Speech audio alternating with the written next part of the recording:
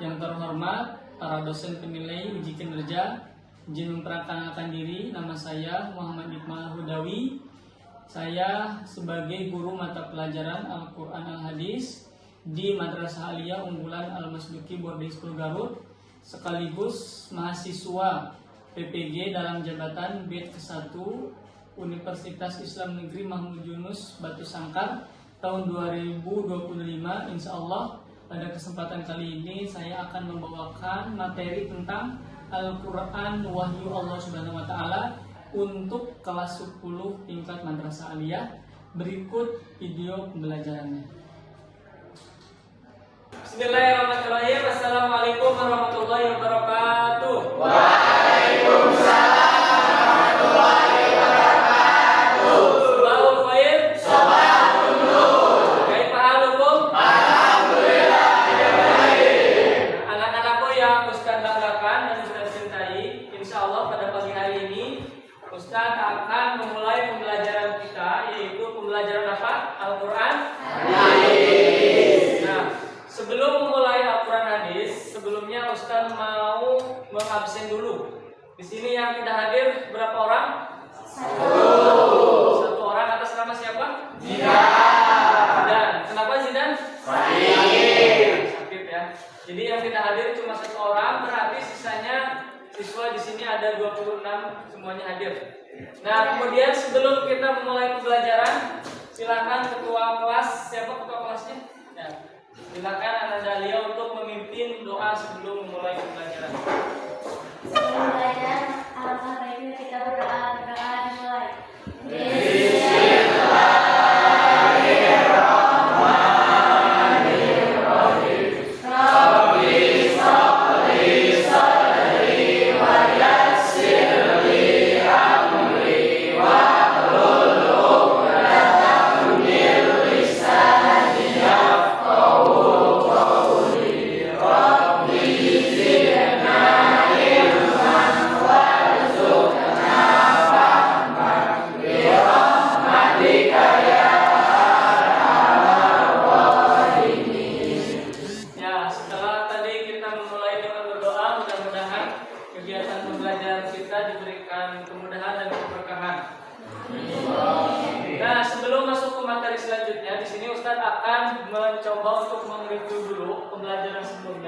Di pembelajaran sebelumnya kita membahas tentang referensi agama Islam.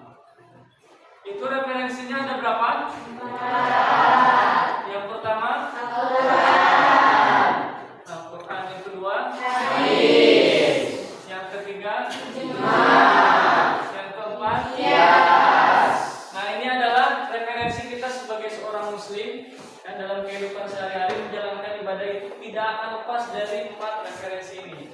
Yang pertama Al-Quran, yang kedua hadis atau sunnah, yang ketiga ijma, dan terakhir qiyas. Nah, pada hari ini kita akan memulai pembelajaran dengan tema Al-Quran sebagai wahyu Allah. Nah, sebelum kita masuk pembelajaran, di sini ada tujuan pembelajaran yang akan Ustaz sampaikan. Pertama adalah nanti dalam pembelajaran insya Allah akan menjelaskan tentang pengertian Al-Quran menurut para ulama. Jadi di sini nanti kita akan membahas tentang bagaimana para ulama menjelaskan ataupun memberikan definisi apa itu Al-Quran dari segi bahasa dan dari segi istilah. Kemudian tujuan pembelajaran yang selanjutnya itu tentang nama-nama Al-Quran. Karena pada hakikatnya ternyata Al-Quran itu tidak mempunyai satu nama, tapi banyak. Jadi nanti kita akan jelaskan. Dan yang terakhir akan membahas tentang menunjukkan perilaku orang yang berpegang teguh kepada Al-Quran. Jadi nanti kita akan membahas tentang sebenarnya kita sebagai umat muslim berpegang teguh kepada Al-Quran, sikap yang seharusnya kita lakukan itu seperti apa. Nah, ini adalah 3 poin tujuan pembelajaran kita di pagi hari ini. Next. Nah, sebelum Ustaz menyampaikan materi, di sini Ustaz akan memberikan pertanyaan terlebih dahulu. Menurut kalian, apa itu yang disebut dengan Al-Quran? Ada yang tahu? Siapa? Ya, Aiman, apa itu Al-Quran? Kalamullah.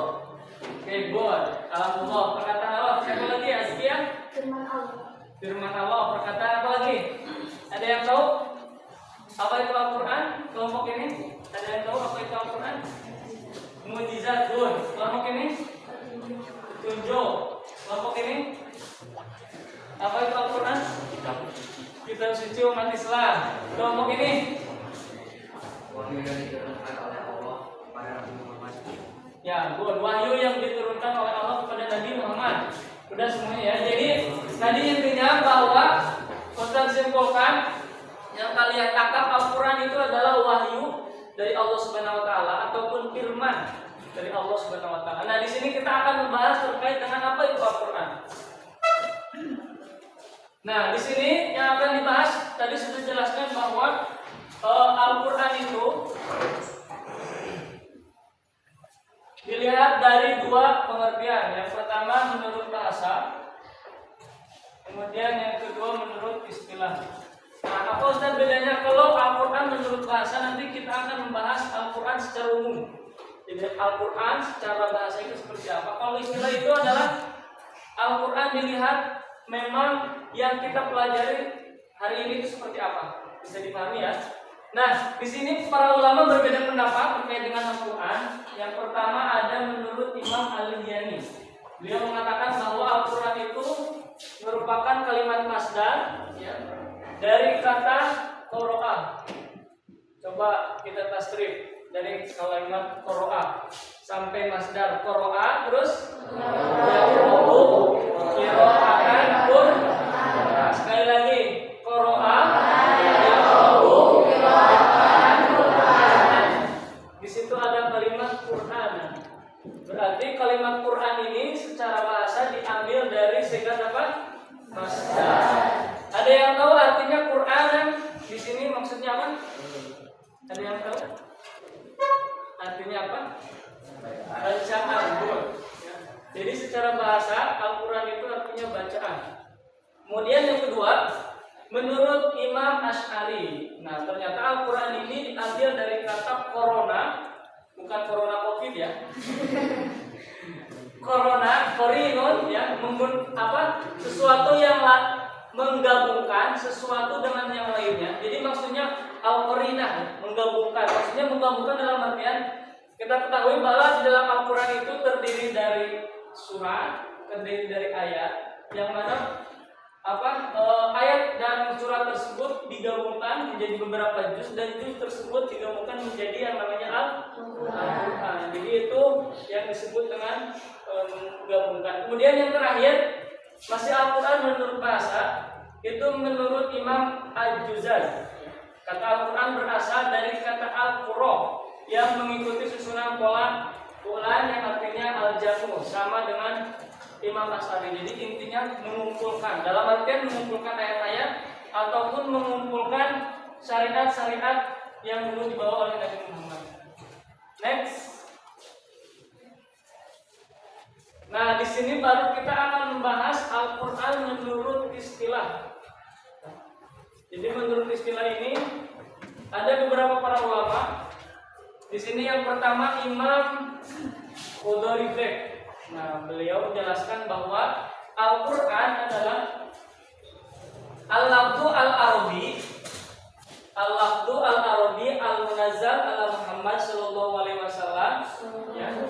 Wa litadaburi wa tadhkiri al-mutawatir, ya, dan seterusnya. Jadi intinya bahwa beliau mengatakan bahwa Al-Quran itu kalamullah, perkataan ataupun firman Allah, kemudian diturunkan kepada Nabi Muhammad, ditadaburi untuk kita tadaburi, ya.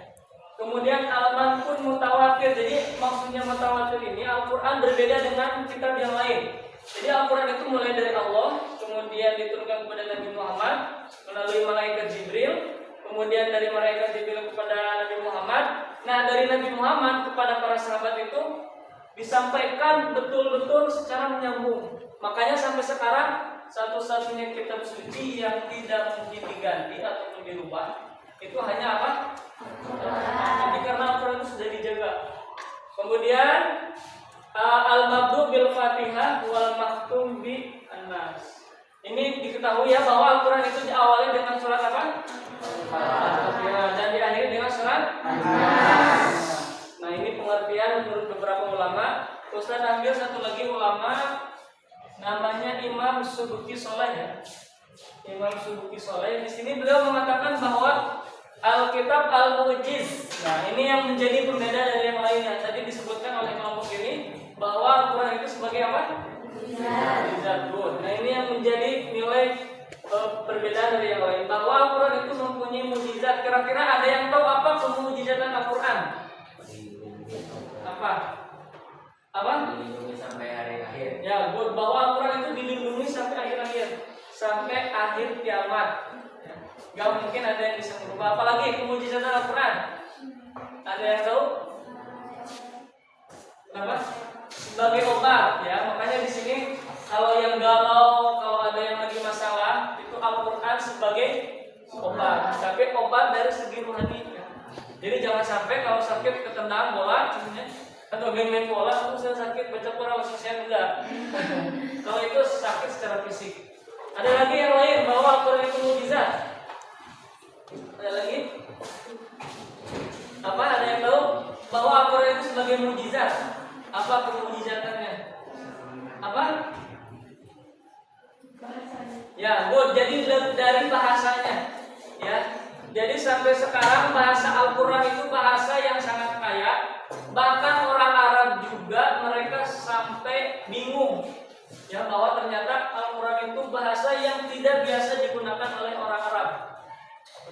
Bisa dipahami ya? Nah, ini adalah pengertian Al-Quran. Jadi secara umum bahwa Al-Quran ini firman Allah yang diturunkan kepada Nabi Muhammad, kemudian disampaikan dengan mutawatir sebagai mukjizat, diawali dengan surat Al-Fatihah dan diakhiri dengan surat An-Nas. Itu bisa dipahami? Sudah tertangkap? Silakan yang mau ditulis dari pengertian-pengertian itu bisa ditulis di catatan kalian. Kemudian yang selanjutnya, nah, dari pengertian tadi yang sudah Ustaz sampaikan bahwa dapat disimpulkan Al-Quran ini pertama sebagai firman Allah. Kemudian yang kedua berbahasa apa? Arab. Tapi Ustaz, kenapa kok sekarang ada bahasanya diterjemahin? Ada bahasa Indonesia, ada bahasa Urdu, ada bahasa Inggris. Itu namanya bukan Al-Quran secara utuh, tapi itu terjemahannya saja. Ya, jadi yang dulu disampaikan dari wahyu Allah kepada Nabi Muhammad, yang aslinya menggunakan apa? Bahasa Arab. Kenapa? Ada yang tahu kenapa Al-Quran berbahasa Arab? Ada yang tahu? Karena bahasa Sunda. Oh, bahasa surga boleh. Apa lagi? Ya, itu yang paling ini. Bahwa Al-Quran itu berbahasa Arab karena diturunkan di mana? Kalau Al-Quran dulu diturunkan di Garut, maka pakai bahasa Sunda. Kemudian diturunkan kepada Nabi terakhir. Ini pegangan umat Islam. Kemudian mutawatir itu artinya bersambung ya. Jadi jelas, riwayatnya jelas dari Nabi Muhammad ke sahabat, ke tabi'in sampai ke sekarang. Makanya nanti kalau ada yang menghafal Al-Quran ada namanya sanad. Jadi sanad ini nanti bahwa apa yang kita baca itu sama dengan yang disampaikan oleh Rasulullah. Terus bacaan. Nah, ini yang bedanya dengan yang lain. Al-Quran itu satu-satunya kitab yang apabila kita dibaca kita mendapatkan pahala. Ya. Kalau baca hadis itu kalau kita tidak tahu arti dan tidak dihafalkan nggak jadi pahala. Kalau baca apa lagi baca Quran bisa jadi pahala nggak? Nah, kalau tidak memberikan manfaat ke kita, tapi Quran kalau memberikan manfaat itu bakal menjadi pahala. Apalagi dan bacaan yang lain. Jadi Al-Quran ini mau kita paham, mau kita enggak, mau bacaannya betul ataupun salah, ya, itu bakal menjadi ibadah. Kemudian dan seterusnya sudah. Nah, ini nama-nama Al-Quran. Di sini ada berapa nama Al-Quran? 4. Ikuti Ustaz, yang pertama apa? Al-Quran. Yang kedua Al-Tanzil. Yang ketiga Al-Kitab. Yang keempat Al-Zikr. Ustaz mau tanya Al-Huda, apalagi? Al-Karim, Asy-Syifa. Apa lagi? Ada yang lain selain itu? Coba ada yang lain. Udah? Ya udah. Ya, jadi di sini yang akan Ustaz sebenarnya nama Al-Qur'an itu banyak ya. Banyak, tidak hanya yang 4. Cuma yang akan Ustaz bahas 4. Yang pertama adalah Al-Furqan. Ada yang tahu arti Al-Furqan apa? Good. Maksud perbedaannya apa? Benar, yang lain bisa apa lagi? Al-Quran ini yang membedakan mana yang hak dan mana yang batil. Betul kan? Kita tahu, mohon maaf, kita tahu babi itu haram dari mana? Nah, kita tahu bahwa makanan yang kita makan itu halal dari mana? Kemudian yang kedua Az-Zikri. Az-Zikri artinya apa? Peringatan. Jelas ya bahwa di Al-Quran kita diperingati tidak boleh bohong, tidak boleh berbuat jahat, tidak boleh dan lain sebagainya. Kemudian yang ketiga At-Tanzil. Apa At-Tanzil artinya? Yang betul, yang diturunkan. Jadi Al-Quran ini bukan karangan siapa? Manusia, bukan karangan Nabi Muhammad. Makanya kenapa Nabi Muhammad itu ummi? Ada yang tahu ummi apa? Tidak bisa dan tidak bisa membaca dan tidak bisa menulis, bukan. Tidak bisa membaca dan tidak bisa menulis. Kenapa Nabi Muhammad? Ustaz, kan Nabi itu pintar ya. Kenapa tidak bisa membaca dan menulis? Ada yang tahu? Agar ya, good. Bahwa Al-Quran itu bukan buatan manusia. Coba bayangin kalau Nabi Muhammad bisa nulis, kemudian bisa baca, orang akan menganggap bahwa Al-Quran ini karangan siapa? Makanya Nabi Muhammad tidak bisa baca dan tidak bisa menulis. Jadi jangan dianggap bahwa kenapa Nabi itu ya tidak bisa baca, tidak bisa menulis, berarti Nabi itu bodoh dan sebagainya. Tidak, itu adalah mukjizat ya. Ini menandakan bahwa Al-Quran itu dari Allah. Kemudian yang terakhir adalah Alkitab. Alkitab artinya apa? Kitab suci, bahwa Al-Quran itu sebagai pedoman. Makanya tidak boleh ada kalau ada ini yang kemarin kan ada tuh di Garut, di daerah mana ya? Ada yang ngaku Nabi itu kan? Dapat wahyu katanya. Itu pasti batil, salah. Karena Al-Quran ini kitab suci terakhir. Jadi nggak boleh nanti ada tetangga baru juga saya habis dapat wahyu semalam dari Allah. Saya ditelepon sama Allah, itu kan? Itu salah. Dan terakhir kita akan membahas perilaku orang yang berpegang teguh kepada Al-Quran. Coba Ustaz mau tanya, kira-kira perilaku apa yang mencerminkan kalau orang tersebut itu berpegang teguh pada Al-Quran? Perilaku apa? Jujur, lagi.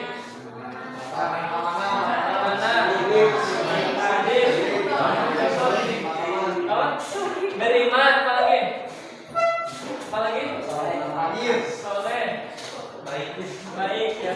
Jadi ya kita sebagai umat Islam, apalagi di sini kita sebagai penghafal Quran dan kita memahami isi Al-Quran, maka sepatutnya dari hasil tersebut kita mencerminkan sebagai orang Muslim ya, menjalani Al-Quran kehidupan menurut tuntunan Al-Quran, yakni dengan menerapkan budi pekerti. Nah, ini yang jadi catatan ya, budi pekerti dan etika yang dilandasi keimanan kepada Allah.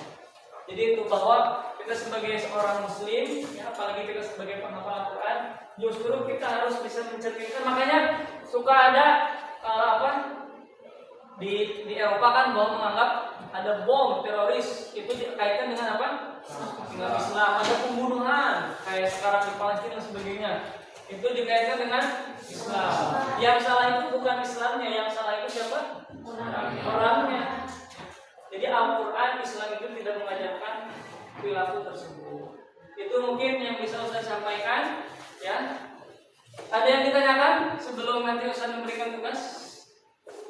Tidak ada? Tidak ada? Oke, tidak ada. Untuk selanjutnya silakan nanti setiap kelompok berdiskusi, ya, dibuat peta konsep apa yang kalian tangkap. Nanti ada yang presentasi mungkin 2 kelompok aja ya. Nanti Ustaz tunjuk 2 kelompok. Silakan dibuat peta konsepnya.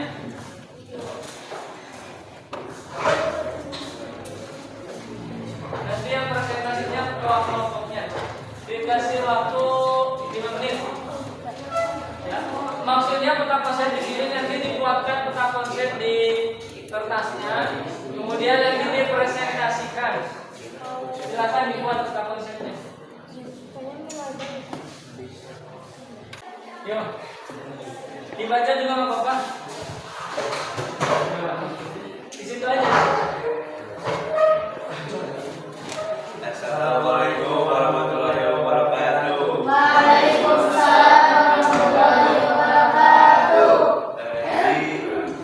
Saya Rizky dari Kementerian tadi ingin menjelaskan tentang Al-Quran. Jadi langsung saja pengertian Al-Quran itu terbagi menjadi 2. Yang satu secara bahasa dan yang kedua secara istilah.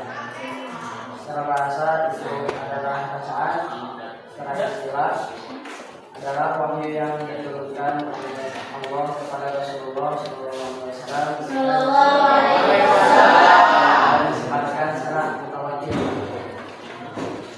Terus di sini juga ada nama-nama Al-Quran. Itu seperti Al-Furqan, Al-Zikri, Al-Tanzil, Al-Kitab, An-Nur, Al-Huda, Ar-Rahman, dan Asy-Syifa. Jadi begitu saja yang bisa kami sampaikan. Mohon tidak ada kesalahan. Wassalamualaikum warahmatullahi wabarakatuh. Waalaikumsalam warahmatullahi wabarakatuh. Siapa lagi kelompok awal? Silakan presentasi. Situ aja. Dah. Silakan.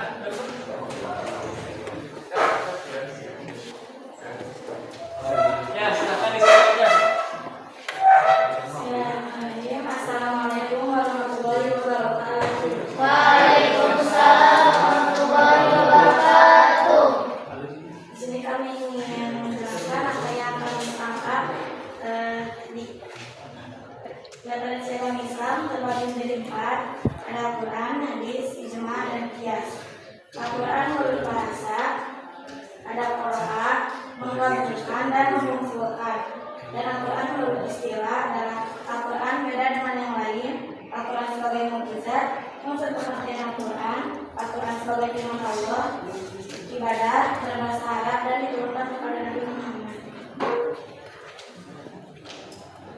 Nama-nama Al-Quran berasal dari Al-Quran berbeda, Al-Tanzil yang diturunkan, Al-Kitab sebagai dari Allah, Al-Zikri perilaku orang yang berpegang teguh pada Al-Quran menerapkan hukum dan etika yang dilandasi keimanan kepada Allah Subhanahu. Kesekian, Assalamualaikum warahmatullahi wabarakatuh. Waalaikumsalam warahmatullahi wabarakatuh. Tangan kelompok 2. Mau presentasi kelompok berapa? Ya. Alir. Ya, silakan. Terakhir presentasi.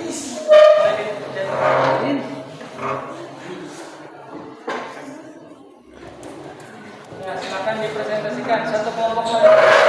Yang belum ditandatangan. Assalamualaikum warahmatullahi wabarakatuh. Waalaikumsalam warahmatullahi wabarakatuh.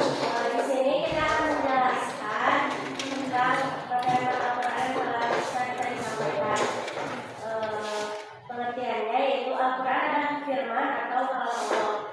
Al-Quran juga sebagai petunjuk, wahyu, dan kitab dari Allah yang diturunkan melalui malaikat Jibril kepada Nabi